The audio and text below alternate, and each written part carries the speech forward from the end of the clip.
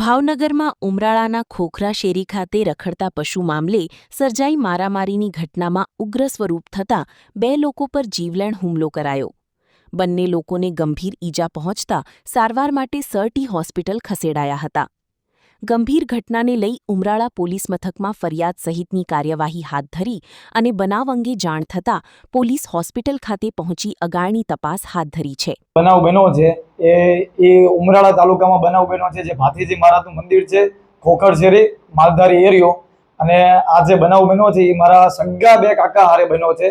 આમાં બનાવ જે ઘટના થઈ છે, મારા કાકા એક રેઢિયાર ખૂટી અને તગેડો એમાં એ જે ખૂટીઓ છે એ એક આ પોપટભાઈ જ્યાં એના બકરા દૂધતા હતા, બકરા બેઠા હતા, ના પોપટભાઈના બકરા દૂધતા હતા અને 3 છોકરા હતા. ના આ ખૂટીઓ એની રીતે ગયો અને ના જે નીકળ્યો એની સાઈડથી ગયો તો પોપટભાઈ એને એમ લાગ્યું કે અહીંયા આ ભાઈએ ખૂટ્યો તગડો મારા કાકાએ.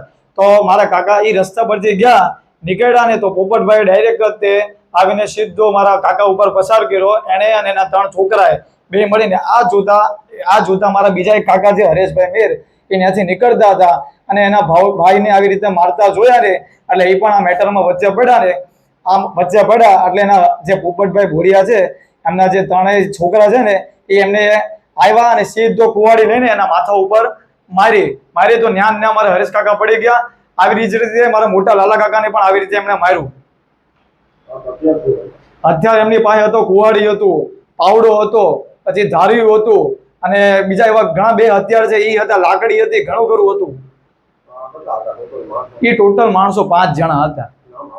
નામ મને આવડે છે, થોડા ઘણા યાદ છે. એ નામ છે એક તો પોપટભાઈ બોડિયા અને એના વાઇફ છે જે માલુબેન બોડિયા એવું કંઈક નામ છે, અને માજુબેન નામ છે, ને જેનો મોટો છોકરો છે બુદ્ધાભાઈ બોડિયા, બીજા નામ છે જે હરીશ બોડિયા, ત્રીજા નામ છે રાહુલ બોડિયા.